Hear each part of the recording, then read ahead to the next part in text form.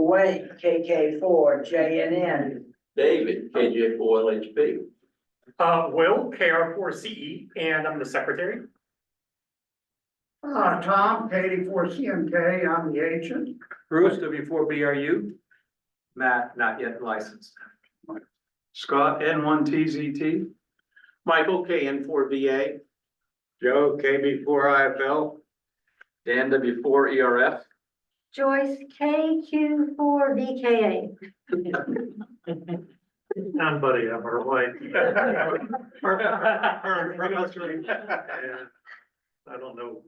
You have a call sign? No. Okay. We can help you with that. if you want. John, KC4WD. Ron, KQ4LDA. Owen, KQ4YLA. Jeff, WH6GSY. Ryan, W5OAD. Dave, Kilo Romeo 4, Echo Yankee Foxtrot. Kathleen, K5H2B. Like K4RDF. Then Lauren? Lauren, Whiskey 4 Lima Echo Whiskey. Bill, N4WLC. Dan, N4DOB. And I'm Ken, the secretary, or the treasurer, excuse me, Will. WB0L. And I'm Daryl, WW4A. And Alex, Kilo November, View, Quebec, Gulf, Quebec. don't want to overlook Alex. Thank you, Alex. And could you read off the call signs of those joining us via Zoom, Ken? Okay, we have Dave, W4IIA. We have David, KO4RNT. Harper, K4 or KR4CCL. Jim, W4PKR. Chevy, KK4OWU. Kathleen, KO4YLL. Patrick, K4PKB, and Tom, AI4TH. Do we have any visitors tonight? Ryan, W5OAD. Ryan, you've been here before. You have to become a member. I plan on it. Okay, good. You just visit the website and you can see everything necessary to make an application to join us. So we look forward to that. We'll keep an eye out for that. Any others? We just had Lynn.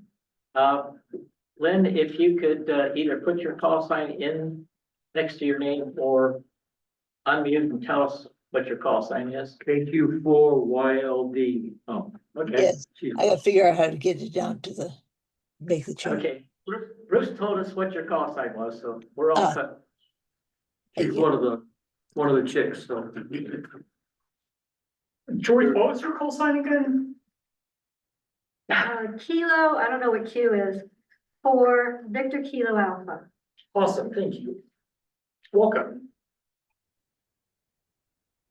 So we have sent out with their newsletter, the minutes from the last meeting. And I need to check, are there any additions or corrections to the minutes of the September meeting?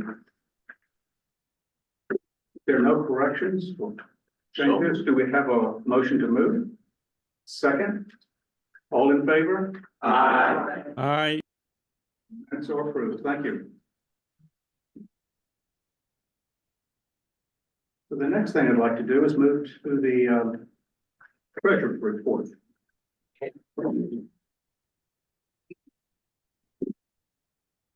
We started the month out with $14,918.03.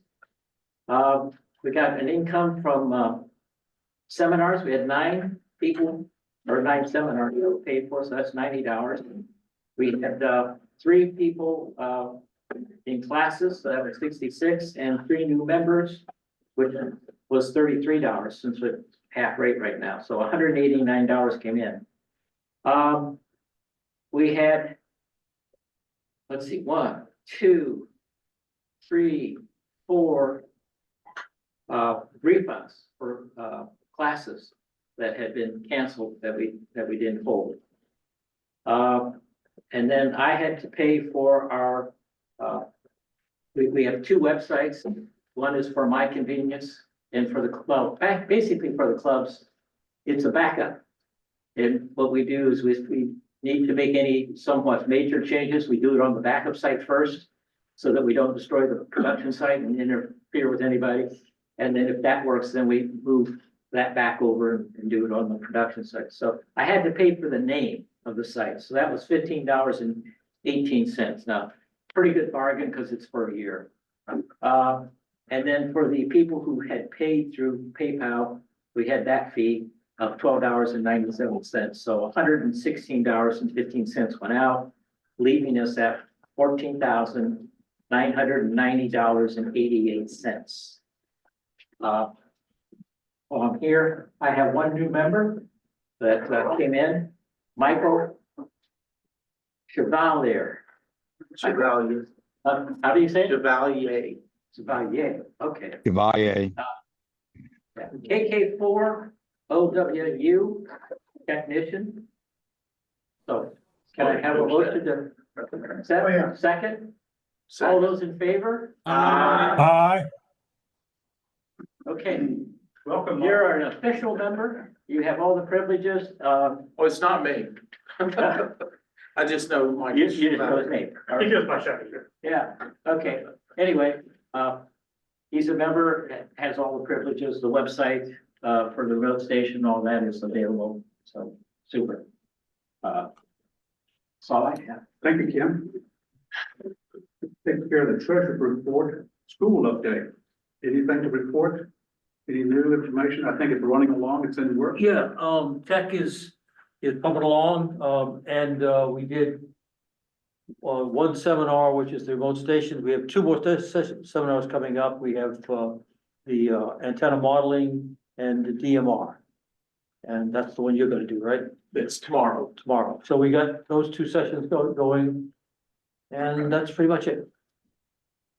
Thank you, Bruce. Now, we also did road stations, last two Wednesday nights too, so.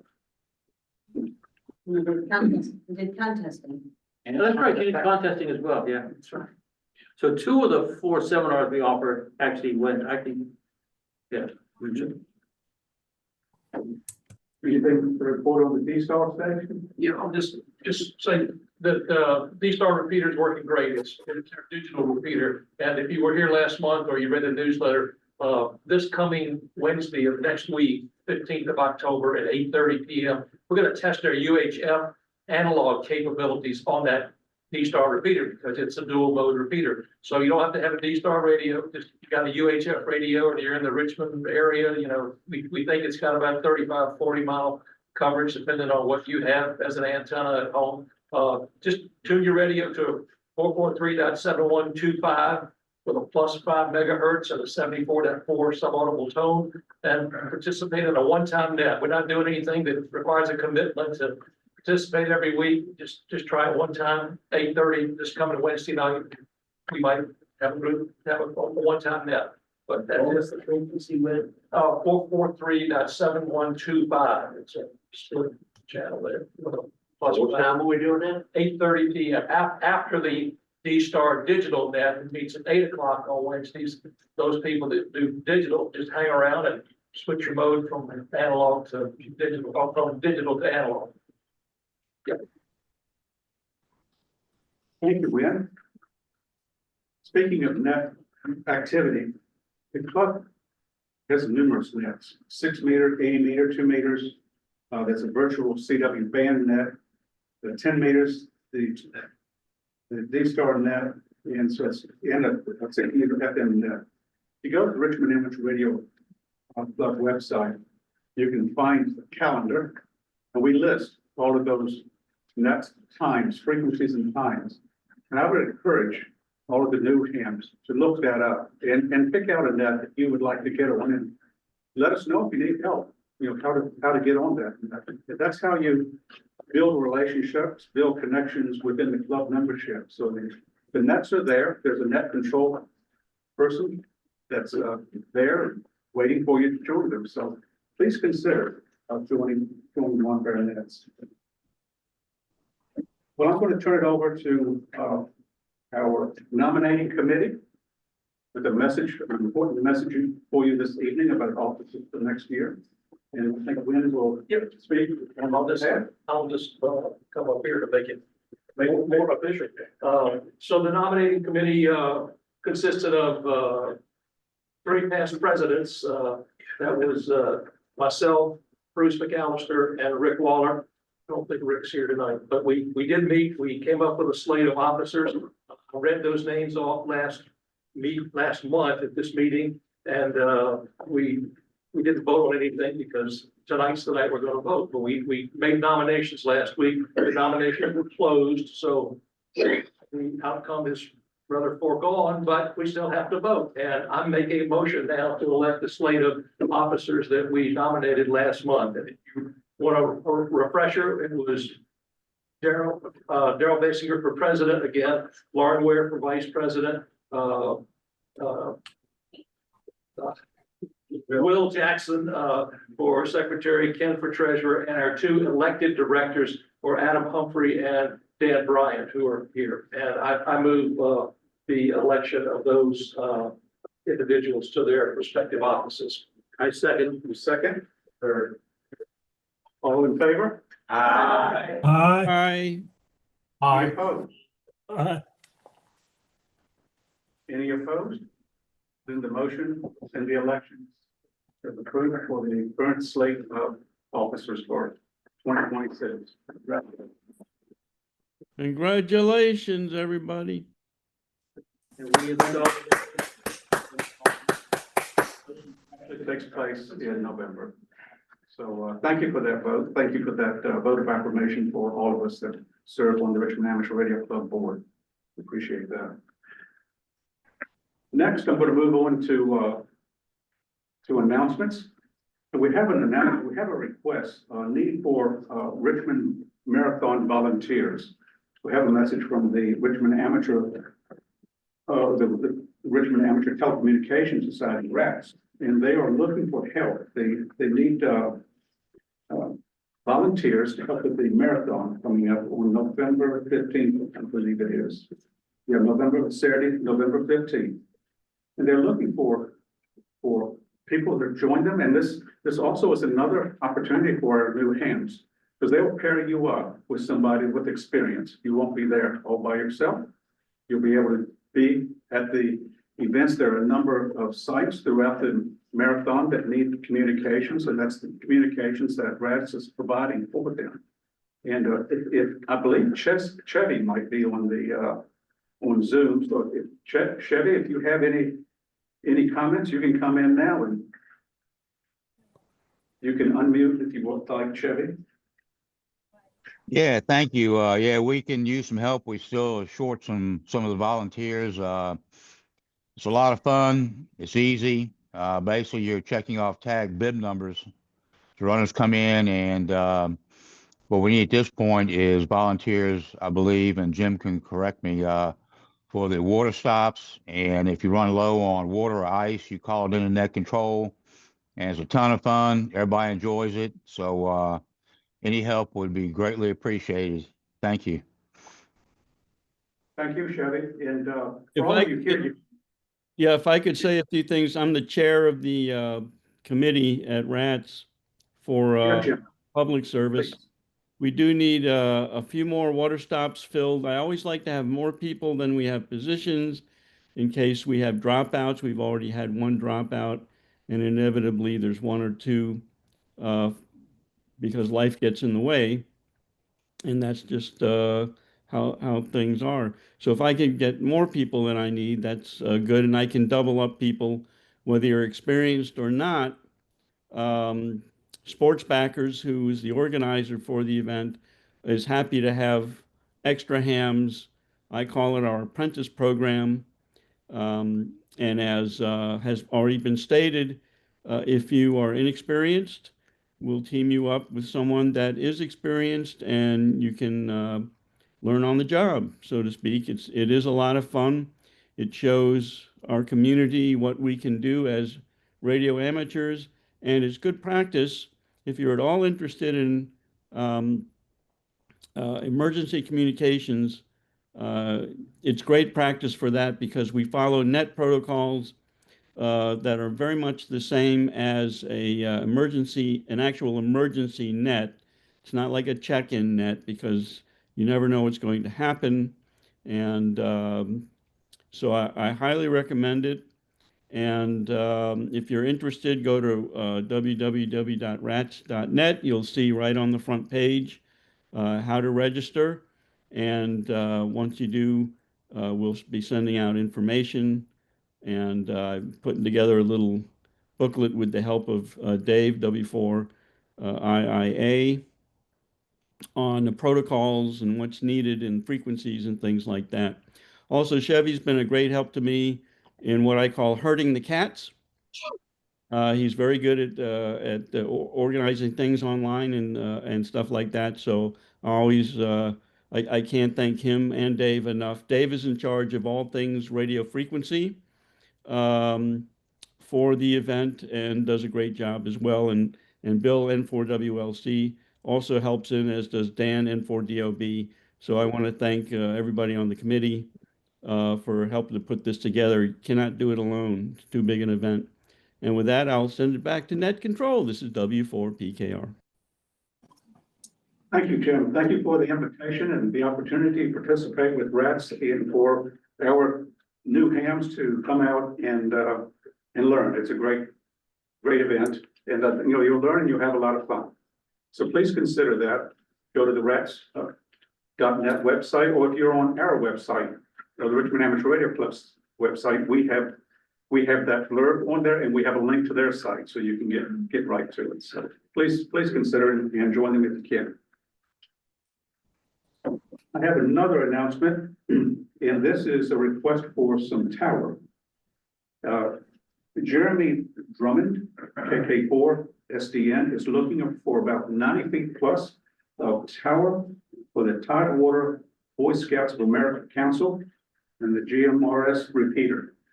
So if you know of some tower that might be available, tower sections available, that there's somebody in need, it's for a good cause for the PSA Council down in Tidewater.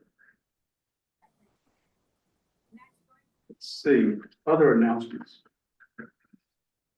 So one thing that's coming in the future, something that the board voted on, is we're going to form a user group in IO groups. The board has had an IO group for the last, I guess, since July, and we found it to be very useful. We'd like to create this groups IO for the Richmond Amateur Radio Club membership, so that if somebody has a question for the members, they can post that question, and hopefully there'll be some answers or some guidance or suggestions. It's an opportunity for the membership to connect with each other. You come to the board meetings, or you come to the McDonald's, the board meeting at McDonald's on Thursday mornings. You come to the club meetings, a lot of business, but it gives you just another avenue, another way to connect and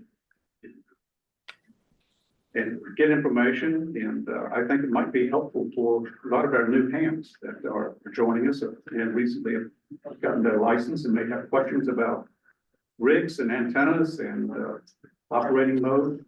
So we look forward to that. So we'll be putting that together, and I think it will come online probably in January next year. So that we voted on that, we approved it, and now it's in the works, putting all that together. So that's that. Another thing I'd like to bring up, the badges. I mentioned that we've seen some of the board members and officers of the club. We have some badges already. We're getting badges for all the members, so they're in the works. In fact, I think I'm sharing my screen. I could bring in. We can take a look at what is happening.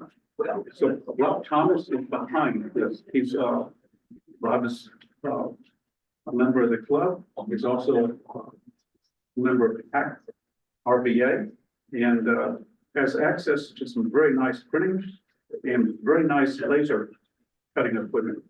And so he was able to come up with a design. The board approved that design. What it's doing, it's a kind of a large and it's round. You probably have seen other smaller badges that are rectangular. But what we wanted to do is we wanted full name, call sign, the name of the club, Richmond Amateur Radio Club, and we wanted the logo for the club and the call sign for the club. So to get all that information, we had to go around the circle. And so that's why we have a round badge. That's the reason for the design. And that's what will be available. I see that you're supposed to be sharing. I can't see if we can get it to be. What I have tonight with me, I received by email, what we're trying to display are the proofs. So that what he has done is the labeled proof, but it's very important that we'll be sure that we get the spelling of your name, your call sign correct. Because if they could misspell the president's name, misspell your name. So we're trying to double check to make sure we've got that right before we hand them out. So here's the first batch with Patrick Bolin, Fred Vincent, Kathleen, Steve Walker, Thomas Flippin with an I, not an E. That's happened to Tom before. And John Watkins. So we have about just under 30, I think. 30 badges have been requested. And this, I'm going to pull up each slide. We'll just take a quick look at the spelling and the call signs to be sure that we've done our job correctly.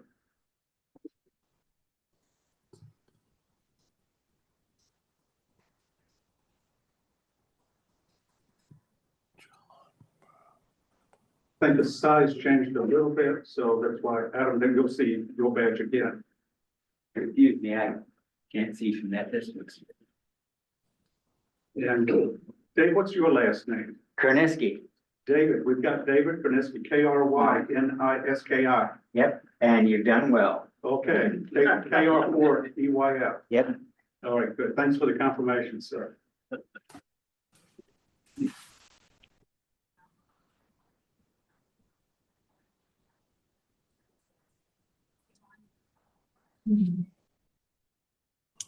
Are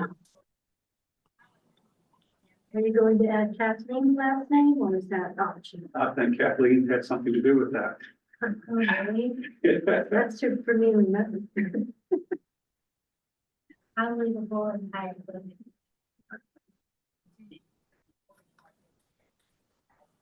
So as far as I can tell, I'll take another look because I created a document. And that's why I asked you to go to the process of going to the website, entering your name and your call sign to be sure, because it could be one of our documents could be mistaken. And so I just wanted to have it be sure I got the names and call signs correct. So the material, the acrylic material, enough material has been ordered for 72 badges. And he's going, we've got the labels, proofs of the labels, so it's a matter of printing them out and then stamping them out in application. And I think Thomas has already recruited, Rob has already recruited 4 or 5 people to go help him. I think Adam, you and Dan and a couple of others that were waiting for a call, you know, to come give him a hand. So, you know, I'll wait, and if he needs any more help, I'll get in touch. I'm myself, or put out a call for additional help. We should need it. So maybe by Christmas. Christmas presents, yes, I don't know. It depends on his schedule when we get everybody together. Yes, sir. So all the names that are up there, is that the full list or is it a list in progress? No, that's the full list. We had to cut off of September 15th. Okay. And so we'll make badges, and I'm sure we'll make badges in the future as more people join. But there were 2 the basic criteria. You had to be a member of the club, and had to be able to pick up the badge.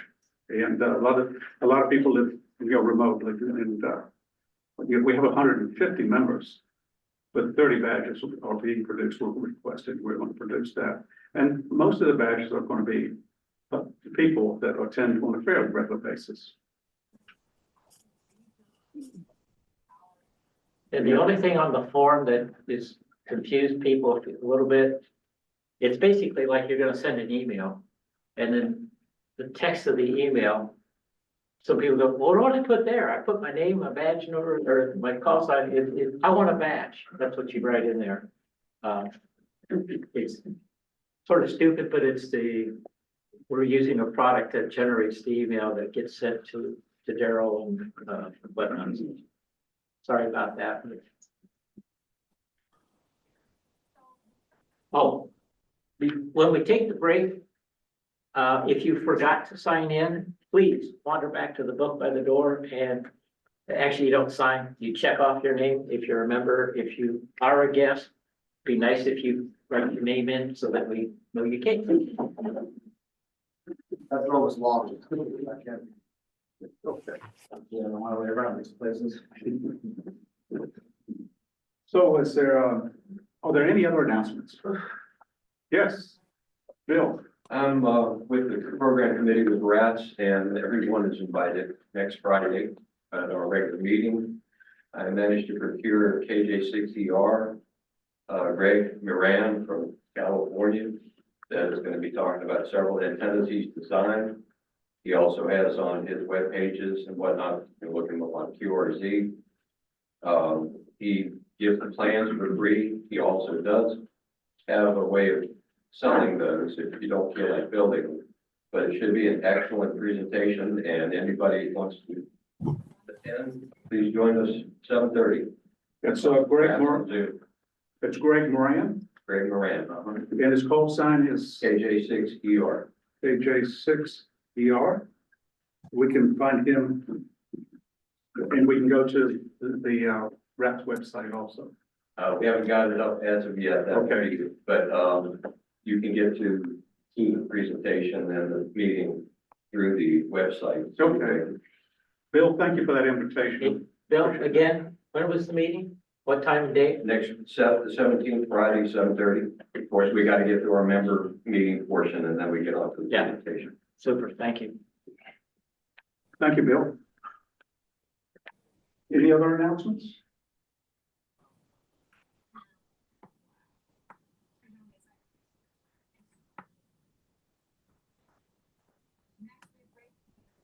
So how about we have a motion to conclude our business portion of our meeting, take a break for about 10 minutes, 10 or 15 minutes. Motion to conclude. Second. We get back together in about 15 minutes, and we'll start with our program will be the remote control station, a remote station. The Richmond Amateur Radio Club, an overview of how to use that station. Chris is going to do that for you. And Will has it set up over there. He can bring it up over there on that side. Need to vote. So all in favor? Motion is carried. We'll take a break.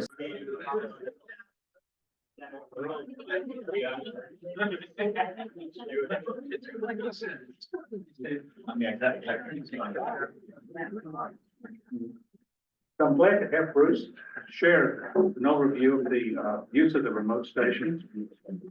Many of the new hams that if they don't have an HF or even have any station, that's 2 meter, 70 centimeter and HF capability and 6 meters. That's something that they can use. You know, when you're a member, you can use that remote station. So I'm glad Bruce, time gives us a overview of that station, and then he also goes in depth in one of the school programs during the year. So I'm going to turn it over to Bruce. Okay. So, back behind me on the second floor, and that goes in that corner over there is a lock cabinet with it's got a locked closet that has a ICOM 7100 that goes up to the roof. So we came up to the roof. We have I think it's a diamond antenna, is it, Mike? Diamond 2 meter 440. Okay, diamond 2 meter 440, and then that's for VHF, UHF, and then for HF, we have a 94-foot long non-resident long wire. And a very nice tuner that's designed to tune for the long wire. So we go from 160 meters to 77. And 100 watts out on single sideband. I think it's 40 at AM, around 40 on UHF and 35 on 40 at VHF and I think 35 on UHF. Has pretty good, works pretty well. I use it for 80 meters because I can't do 80 meters by QTH.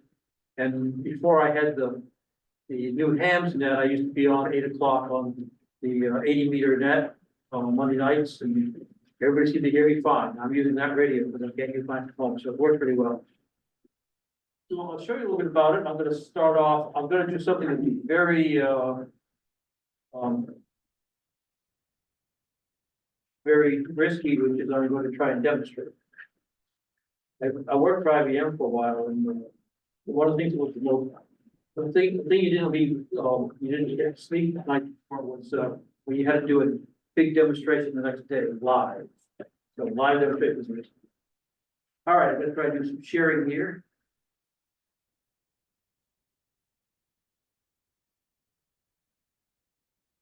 So that, by the way, can you see that? This is your sharing screen. You see your wallpaper. Yeah, you should see, yeah.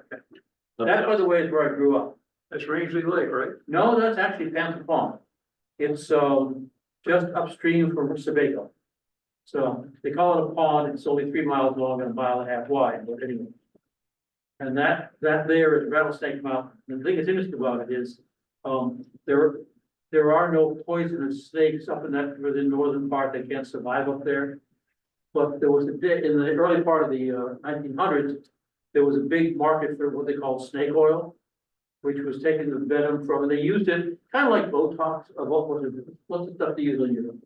Give you, take the wrinkles out. Botox. They used to use it like that. So there's a guy who used to raise rattlesnakes on that mountain. That's how it got its name. My wife still doesn't believe me when I say there's no poison snakes in Maine. That's where I grew up. All right, so I'm gonna, if you look down here, I hope you can see where my mouse is. So this is the symbol you use to start it with. This is the thing you would load onto your Windows computer. This will run on Windows and it'll run on Android. So if you've got an Android tablet or an Android phone, it'll work on Windows. Apparently the guy that wrote it tried to convince Apple to let him set it up on Apple, and Apple told him to get lost, so he did. The Android works quite well, and some people who want to use this occasionally when they're out of town will buy a cheap used Android phone, not connected to the internet, but connected to Wi-Fi, and they can use it on an Android phone. So you can buy a used Android phone and go that way, or an Android tablet. Cost for the tablet? No, for the product. Oh, the Windows part is free. The Android part costs you $9, $10. And if you get it, I have an Android tablet, so if you get it for Android, keep the sales information, because I had it on a tablet and the tablet rolled over and died, which is not unusual, inexpensive Android tablets. But you can carry it over to your next Android device, just as long as you don't lose the information. Can you load it on 2 Androids with the one license or tablet and a? I never tried, you know, you never know. If you know what the credentials are to load it down, see if it'll take it. I would say if you didn't use them at the exact same time, you're probably okay. Yeah, the app might not, it might detect you using it twice, I don't know, maybe a serial number or something, but whatever it is. Anyway, that's, this is how you start. It's called RC4, where they gave it that name, I don't know, but it's down here. So you double click it. And you'll see that kind of come up. Now, the first time you use it, it's going to ask you for your user ID and your password. And then what you can do is save that and it'll come up for you this way. So this is what you see. This is a list of, I don't know, a few thousand ham radio remote control stations all over the world. If you want to, let's see, I believe there's There's, these are mostly in the US. The green down at the bottom, And do we have something at the bottom? well, just right, a little bit higher and off to the side is the number that's online. Oh, okay, It says online and it's a very large number. yes. So these are all the various ones you can contact, but most of them like ours require you to be a member of the club to do it. In fact, we have a couple of 3 people who are members of this club specifically so they can use our station. And one of the early users of it, and I'm gonna kind of try to come up with his name right now, was a new ham. He lived in an apartment house. He could not have any ham gear at all. I believe he did worked all states, using this thing. You can also hook up your login program to it, N1MM or any of the popular, Windows type loggers. When I do the seminar, which I do a couple times a year, when I do the seminar, which is a little longer than what we do tonight, we go through how to hook those up. You can hook up a logging program. It works just like it would on your radio. You can also hook up digital mode. I've done a PSK 31 or FL Digi basically. So you can do the Olivia PSK, you can do RIDI, you can do typed keyboard CW. And if you crank up things like N1MM, you can hook that up to, what's it, I've forgotten what the other art or RIDI operation is, but you can do all of that. And then you can hook up FT8, that sort of thing. You can run FT8 too, so you can do all of those things. And what happens is the software kind of talks to each other as if you actually plugged a USB cable from your radio into your computer. It operates that kind of stuff. It's kind of magic under the covers. Okay. So it's important that if you don't have this and you want to sign up for it, and I'll show you more detail about that, you sign up with your call sign. Because what happens is when you join the club, Ken puts your call sign in the register for this thing, as well as the limits of your license. So if you're a tech, you'll find you can't tune outside of the tech band. If you're general, you can't go into the advanced and extra band parts of the band. So it does kind of control it that way. So it uses the call sign. So we've had people who signed up and used some other thing they want to use for the user ID. Get you know, get me the call sign. All right. So the way I find it is I go up here in the search section and I say RARC.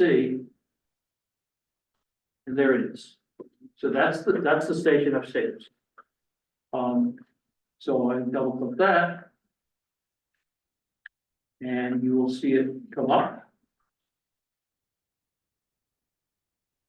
So that's what you get. Now it tells you to tune before transmitting. I said it had a, now with VHF and UHF, you really don't have to. But an HF, remember we're using a 94-foot long a non-resident wire. And so the tuner is the thing that keeps you from burning up the back end, the front end of this, the finals on this transceiver. So you got to make sure you tune it. And it'll yell at you if you don't. So it's reminding you of that. The other thing is if there's somebody else on, you can come down here in the bottom and send them a note. You can have more than one person on here. It's just like sitting in your live station with 2 people there and you have the microphone back and forth. Will and I spent a fair, I don't know where Will went, but Will and I spent a fair amount of time, one time, sitting in my station, just, you know, I'd make a contact and I'd pass on mic, then you make the contact, that sort of thing. Do the very same thing with multiple people talking. And the other night we did. There is no reservation system, so when there's somebody else on and I want to get on, I'll ask them how long they'll be on, and we kind of work that out. So you can kind of negotiate using this chat down here. You kind of type in what you want over here and ask, and hit send. You also want you to ask if it's okay if we tune. That's not necessary if nobody else on, but that's a good thing to do. Okay, so we got this one tuned up. No telling how it's going to come up. what frequency it's gonna be on. Usually it comes up with the 543 repeater, but apparently someone was using this the other night, and so we came up with that. Now, a couple things about this, this thing. If you're used to your station, if I were to go over here to the bands and let's say go 20 meters, only if I can move it in the glasses off. You notice it still says lower sideband. Okay? It, unlike your radio and my radio, it does not have the good smarts to say, oh, it should be upper sideband. So you gotta go up here and set upper sideband. The other thing is, if it happened to be on the repeater, this would say why. You gotta think you'd get to put in B. Okay, or if you're gonna do CW, narrow. So you have to set a lot of things that kind of on your radio are automatic, but it's no big deal. We usually have the squelch around here, that's for when you're in UHF, VHF. But I always go down through this list of settings because you're never quite sure how what the prior person did. So we get down and check. We found that mic gain and compressed gain around about 50% seem to work pretty well. And then I would check RF power. Wherever we used this before, must have been doing digital mode, because notice it's 20%, so it's 20 watts. So you want to check it. AF gain, I mean, you know, it's what you do. We shut it off upstairs. We got a radio talking to a computer, and I think a 1 volt level, and so none of this works. If we have it on upstairs, have a funny reaction. And Tom may remember this. Had people down here in the gym saying, I'm hearing these voices, where are they coming from? Sounded like the place was haunted. But what had happened was we left the AF on up there, so it was coming out of the speaker. So people were having a conversation. The other thing is someone would come along and turn the AF gain up. Well, that was blasting out of there down here to the gym. So we had to remember to make sure we shut off the speaker upstairs. That was lots of good, one thing I've got switched, so I gotta remember to tune it. Whenever you transmit, you'll notice that the frequency up there will turn red. So we just tuned it, okay? You have lots of noise blanker kind of thing. You have noise blanker, you have noise reduction. Both of those have a way for you to set the level. So you can turn on noise reduction and determine how much strength you want on it. Same thing with noise blanker. Then there are a couple of digital down here, ANF and MNF. I have no idea what that means, and I don't actually care. If I hear a certain amount of noise, I will click it and see if it works. Same thing with noise reduction and noise blanker. I just fiddle with it. One thing that if you're not used to using a software controlled radio, one that has digital signal processing in the IF or that sort of thing, RF gain works differently in those. I used to have a big old 75-pound Kenwood on my desk, and then if you turn the digital gain, the RF gain down, you can sit whole signal down. In these digital signal processing jobs, if you take it down, you actually will take the noise out and leave the signal up. Now, I don't know what it is about that, but what you're really doing is determining how much signal you send into the computer.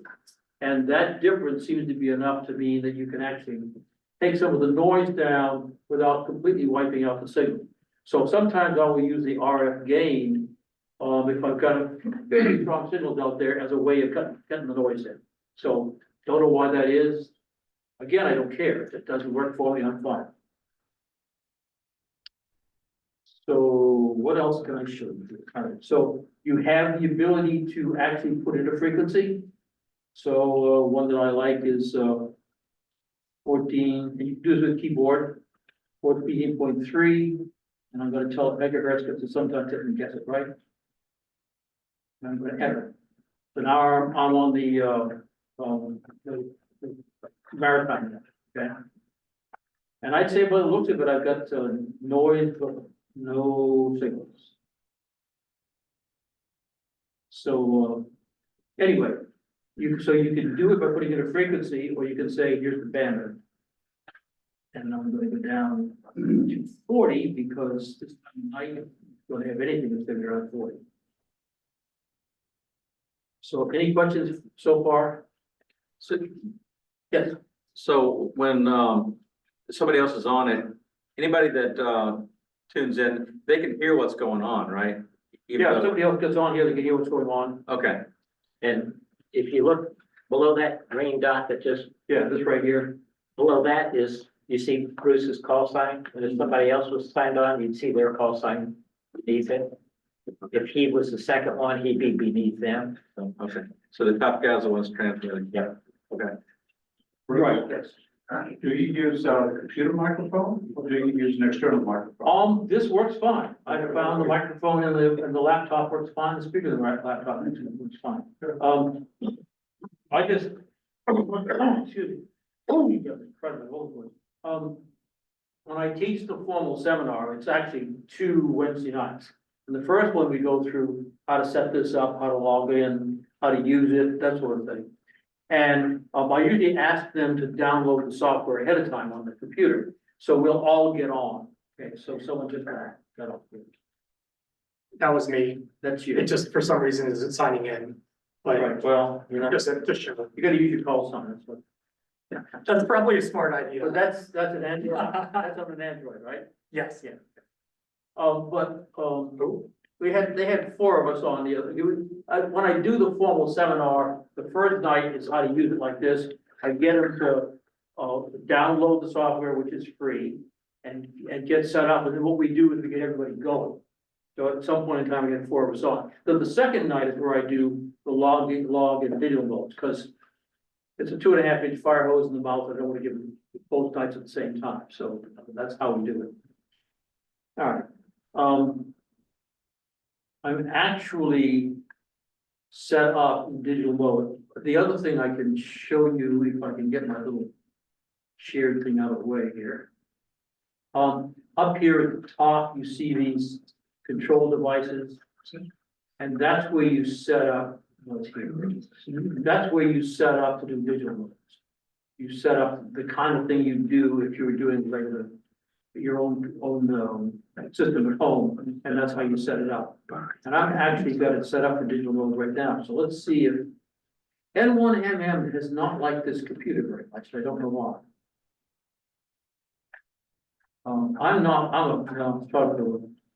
I use Linux. And the only reason I have Windows in this machine is that's the only way I can use a remote station, so. No, that's not good.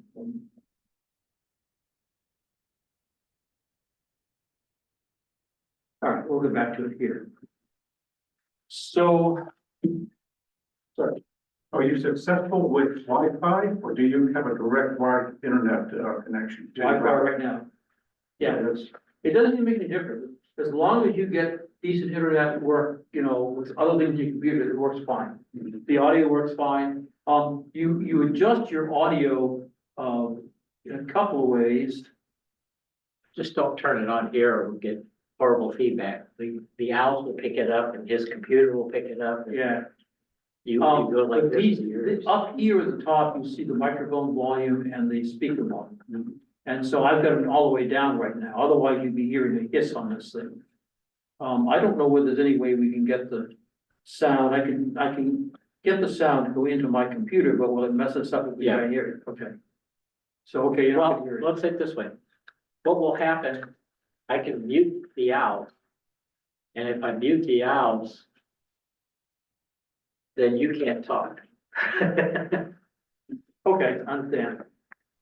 But we found out earlier when Daryl, before the meeting started, the owls could be muted, but their speakers still work. And that's why he got into a loop on us. Well, we do a Monday night new hams net for the new hams. And it's really kind of fun because what I'm doing is actually new hams to be net control. And you want to learn some ham radio real quick, get stuck with being net control, you'll get going quick. And they do a really good job of it. But it's, we have a Zoom session ahead of time just to talk about what's going on. Then we get on the net, and then we have the Zoom session afterwards to talk about what happened and what we want to do differently. So, and I found that trying to deal with the sound between using the radio and using Zoom, you drive you nuts. Okay. So, there are a set of memories down here. And you can have your own. And I'm not seeing them. So this is the one that I have. This is not the machine I usually use for, using this system. But, you can set it up and have one of your favorites. So this is the 80-meter net, and you can set the frequency and the mode and everything else. If you're doing, VHF, UHF, you can set the tones, all that sort of thing, so that when you click on it, it goes there, and it has everything set up for you. So if there's some place, if you do regular nets, that sort of thing, you can set up the memories on here, you go straight to it, has everything tuned up for you. You do have to go up here and hit tune, that you can't, that it won't do for you. But, otherwise, it'll go. All right. So I'm going to take this down and give you a little bit more of a rundown of the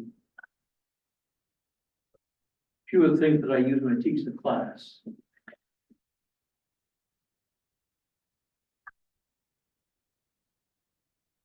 Very nice.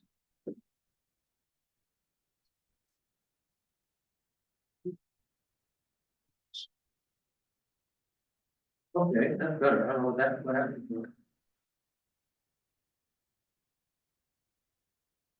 So this is some of the stuff I use for the class.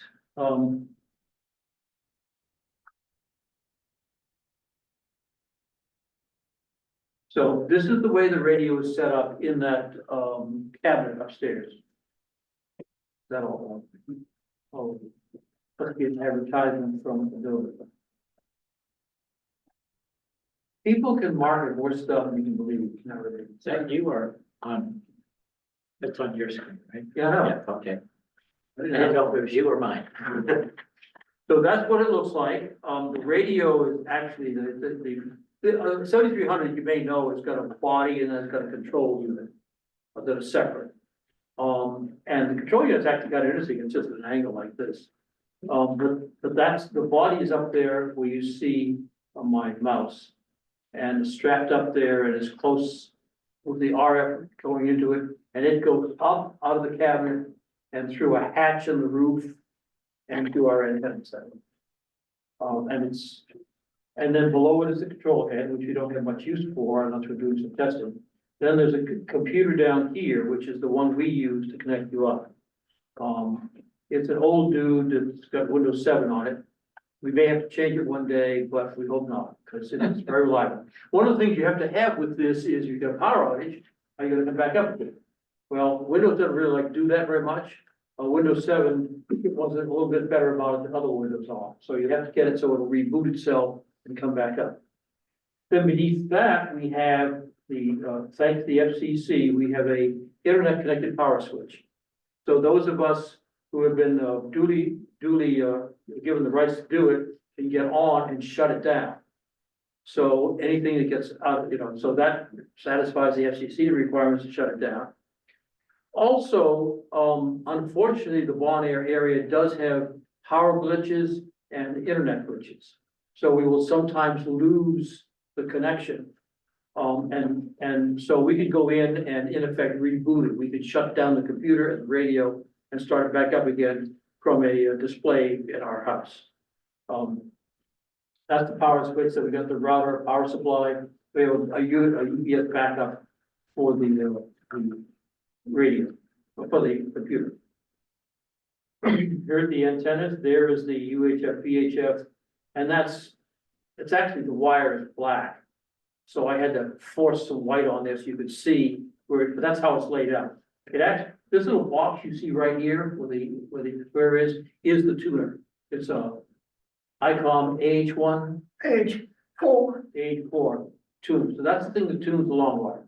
And the long wire, 94 feet, that runs from that place across to the old bell tower of the old church, and then over here and terminates kind of up in that area there. using all kinds of nice Dacron rope that doesn't deteriorate Although it's not quite visible in the picture, there is a little bit of a walkway across that open space that I have walked across once yeah. in my younger days when we But were. it worked, it worked very well. As I say, I get on the 80-meter net and we go from Florida if we're lucky, certainly from Myrtle Beach, Virginia Beach, we go up to New Jersey, usually. We used to have a guy in Roanoke that came in, I don't hear much anymore, so we got a fairly wide span on 80 meters. And they all seem to hear me. That's what the transceiver looks like. Those are the real specs, whatever I told you I was lying, this is how it really works. And this is kind of how the connection works. When you log into it from your computer, you actually are logging into remotehams.com. That's in the middle of internet space someplace. And you log in with your call sign and your password. And if you pass that muster, then it basically passes it off to us. And the server is upstairs, our server is upstairs. So once you've made that connection, you're really just going to track back between you and that server. Okay? But you do have to pass through this first, and that's the one that gives you the big list of stuff. Okay? Bruce, Yes, how do you get a password? You created. you create, Oh, you create it, okay. you use your FCC call sign and you create a password when you log in. I'll show you how to do that. It's limited by class, as I said, by your license class. So what you do is go to, let's see. You go to remotehams.com, it's all one word. And you'll see this sort of thing, and you can sign up, as you see. You use your call sign, they will check you out. Most of the time, they'll check you out in just a few minutes, they're all volunteers. But I've seen it take a couple of 3 days to make sure you're legit. And then they send you the information to let you log in. And so, the Android works the same way. You use Google Play to download it. Here, I jumped ahead. The software for Windows, you continue down, it says, look at the software, it says download. It'll give you the list of the latest ones. You press download. So that downloads the Windows version. You find the Android version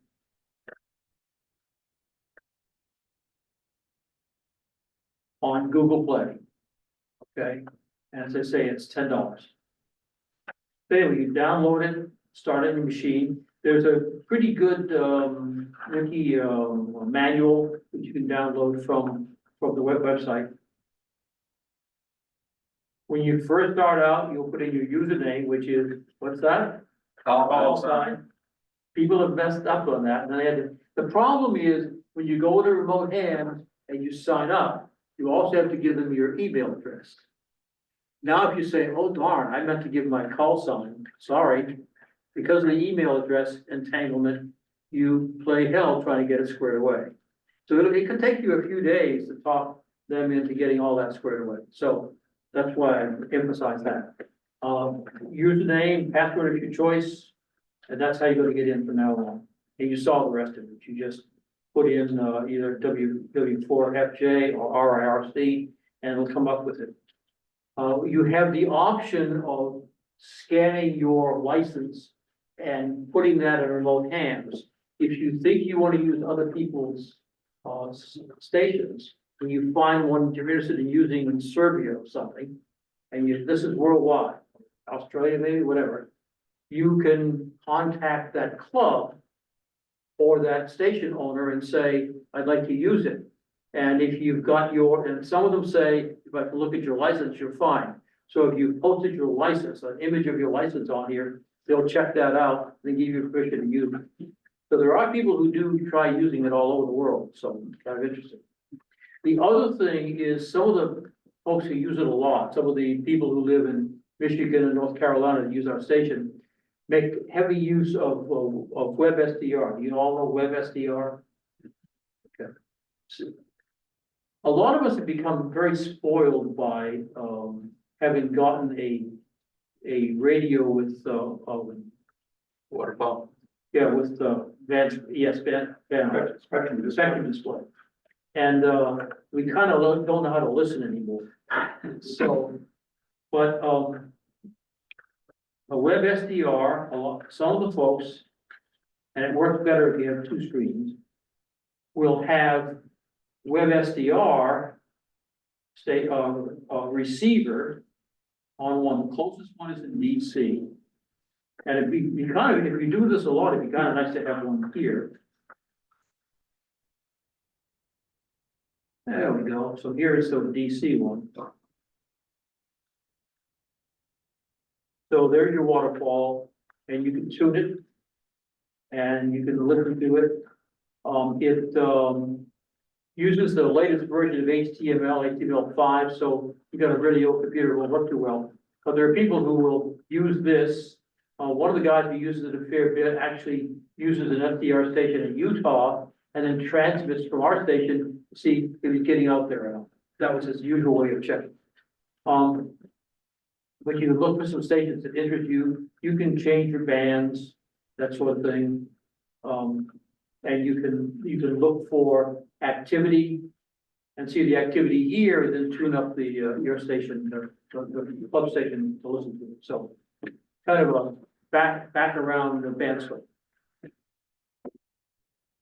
So I can show you more things, but that's all I really had to tell you tonight. Anything in particular that you're interested in or want to know about? Yes, Bill? Does the tuning VFO actually work? Oh, yeah, I'm sorry. The easiest way to tune it is with your mouse, with the mouse. What you do is you determine which digit you want to change, what digit you want to change. And then the wheel, okay, lay the mouse pointer over, I can change it with the wheel, real easy, like this. And then the big round thing will tune it also. But it's a real pain in the rear. You click on the knob and rotate the knob, Yeah, but changing the digit is probably more comfortable. and the other one I like, if I can't do that, if I don't have a mouse with a wheel on it, is these little arrows up above and below the digit. I'm not sure how well you can see them, but that works just as well. And I think that's what I use on Android more than anything else. I don't have a wheel to use. And I can tune this digit, or this digit, so I can determine what I'm gonna do. Now, one of the things, Bruce can't demo this because he's an extra. There are no restricted bands or frequencies. But if you're a tech, you cannot tune outside the tech regions. Which means if you come across and you're gonna enter a general part, you can't tune and the tune will lock on you. And that's one of the problems. So basically, especially if you're gonna go from one section of a band to another and you might cross something that you're not allowed in, you have to tune it either here into a way that you got it or enter the frequency directly that you want to go to. That's one of the little oops. But again, we're doing that for your protection and ours so that you don't transmit where you're not allowed to. The other thing about that is if you upgrade your license, every quarter, I will automatically upgrade it for you if you change it. In other words, I'll notice it and I'll change it on that remote station. If you want it earlier, send me an email. I will verify with the FCC that you did change that, and then I will change the remote station. The member list and the frequency or the frequencies you're allowed to use is coming from the roster where we have what you say you have as far as level of license. And I have been on here with new hands that I've been mentoring, and we'll both get on. And of course, I can tune those frequencies and they can get on, and then they can, sometimes the control operator, they can use it. I've suggested when they put it in their log that they say, give my call signs to control operator just in case somebody gets pushy about it. That works pretty well, so. Other questions at all? It's not as much fun as a real knob. But 80 meters, getting on it. If you're on a net, I think it's not as big a deal. If you like to troll like I do, I don't like it as much. But I bring up the web SDR and I look for something interesting. I hear that guy and say, oh, that's a nice little foreign accent. I think I'll try and get him. And I just tune this thing. And remember, you can go here to the number pad and key in the number that you're seeing on web SDR, go right there, hit the tune button, and you're ready to go. Okay, that's all I got for you. So thank you. Thank you, Bruce. Thanks.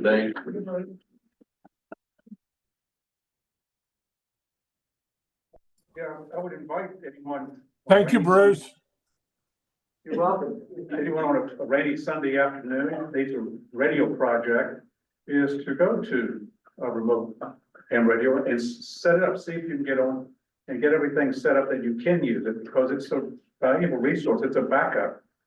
You know, you might not use it on a regular basis. You might use it at occasion, or if a storm comes through and you lose an antenna, you're sitting there late in the evening and wishing you could get on the air. You know, you can use the remote station, and so you get your station on.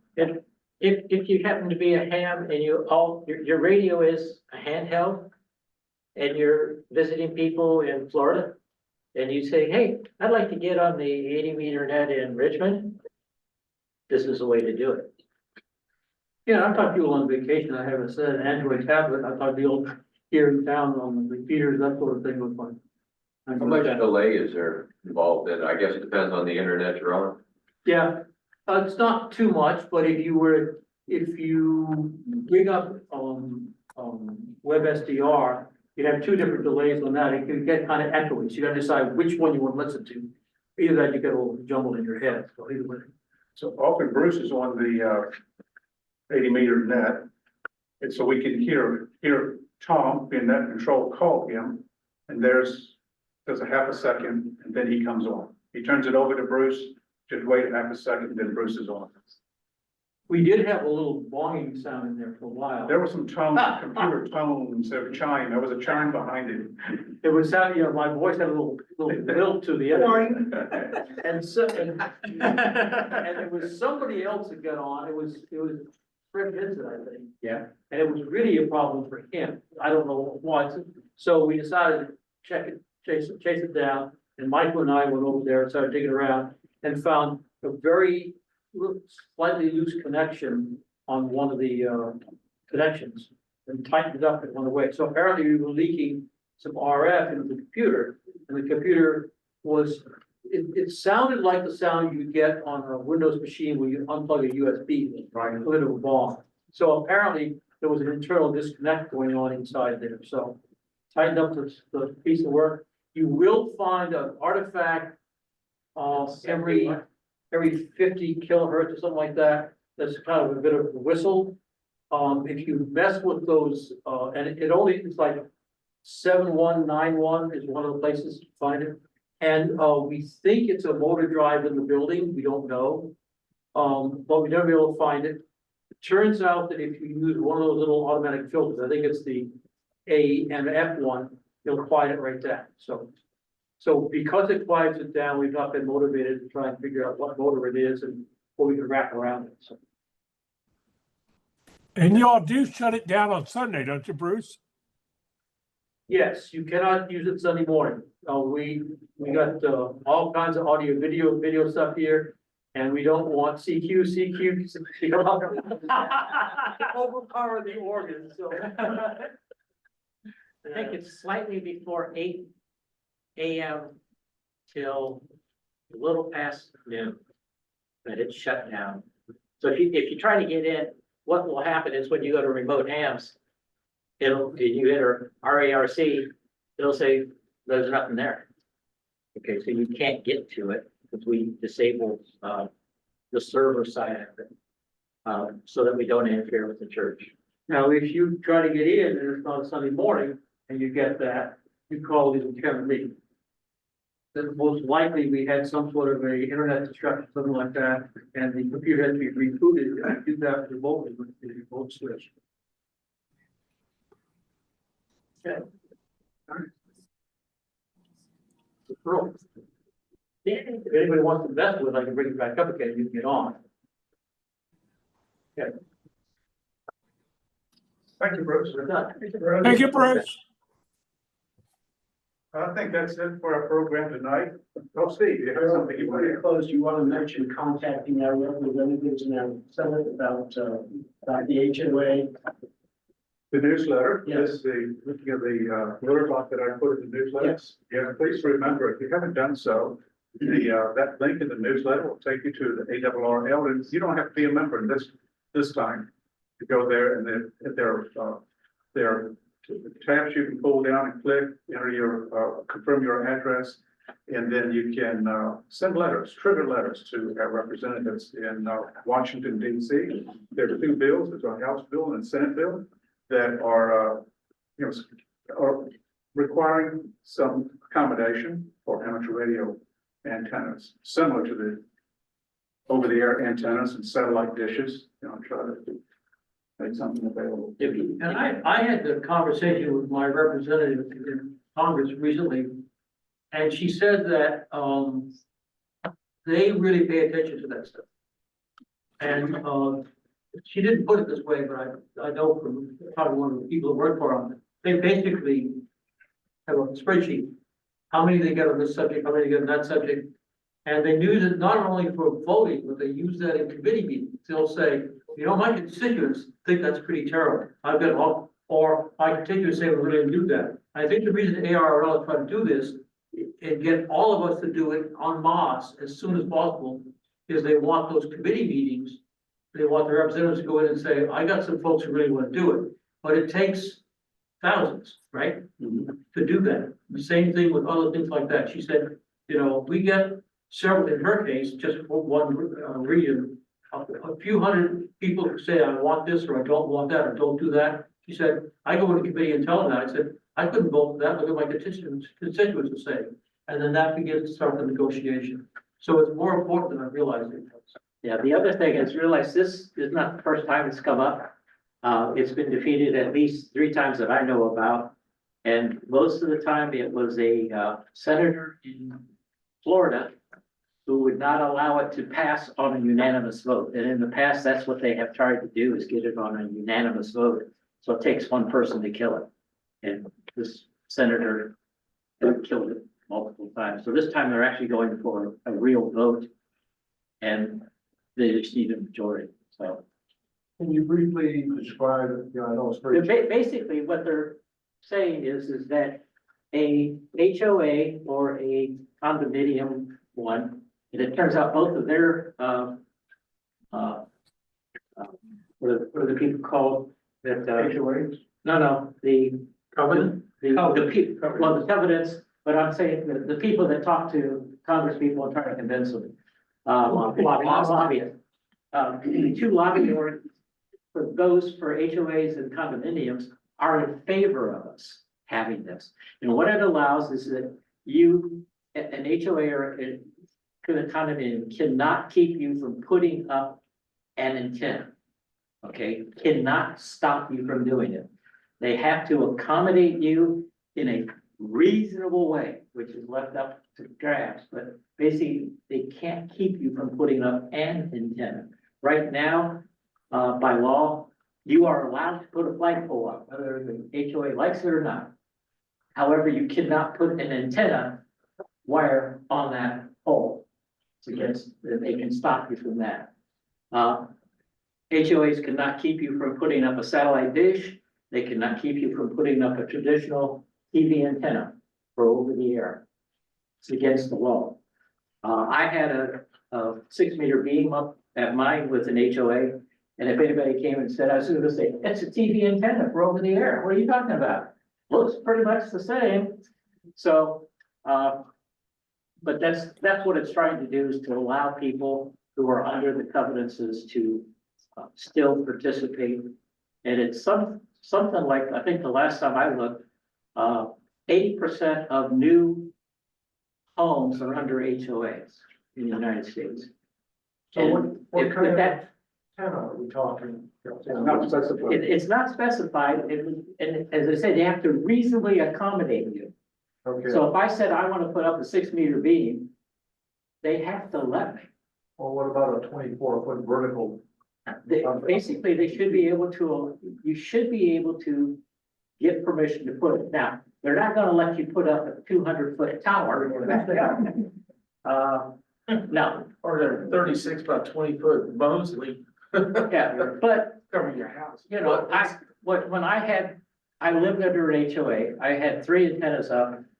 I had a 2 meter, 70 centimeter J pole on the roof. I had a 6 meter beam that was up 20 feet.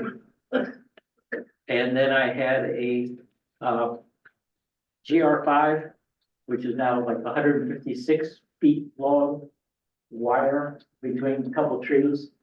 And the good news about that, after about a week, the only way you could see it is if you literally got up and then looked.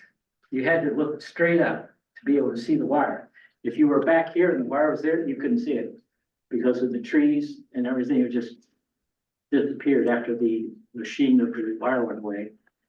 You could see maybe the pulley rope that sort of supported it, but I even painted that so it disappeared to the tree bark and whatnot. So you might see this pulley up over here, you know, I wonder what that is. But most of it was invisible to be seen. Well, the accommodation thing, the good news is that's the rule for not HOAs. Places not HOAs. And that's been litigated in the courts as to how much space, how much you can do. So I'm guessing that if that passes, they'll probably use that as the precedent. Yeah, so basically, So in Richmond and Rico, I think you do 50 feet.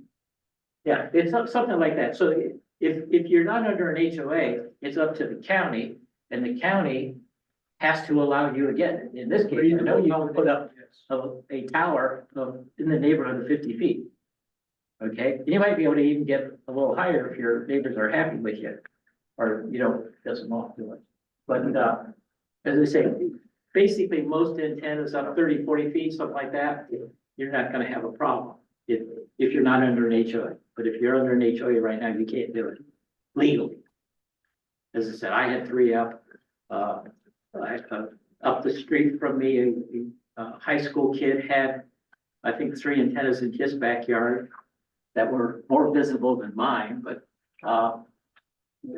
it depends upon how much you piss off your neighbors on an HOA as to how much problems you're gonna run into. Yeah, that weren't reasonable. Seemed like it could be a stumbling block in some HOAs. Well, some HOAs are gonna try to pin you back. Well, that's where you fall back to the precedents that we've done in the counties. Look, the county said I could do it, but what's your problem? So, Yeah. So, but that's what it's all about. And as I say, it's a very reasonable thing that they're asking for. And as I say, the HOA lobbyist group is in favor of us having this, as is the condominium association. They're in favor of it. That happened on the last time they tried to pass this because FEMA came out and said, we're behind it. Because amateur radios help out immensely in emergencies. So FEMA backed us, the 2 HOAs backed us, but again, this one congressman in Florida killed it because they were going for unanimous vote, and it just takes one person to kill it. The other time, it was under the John McCain. I forget what the actual bill was for, but it's called the John McCain bill. It was shortly after he died, and it was a amendment, and it got stripped out right before the final vote. So we lost it there too, but hopefully this time it'll get through. Okay. Everybody have a good evening. Thank you for coming up here. Okay.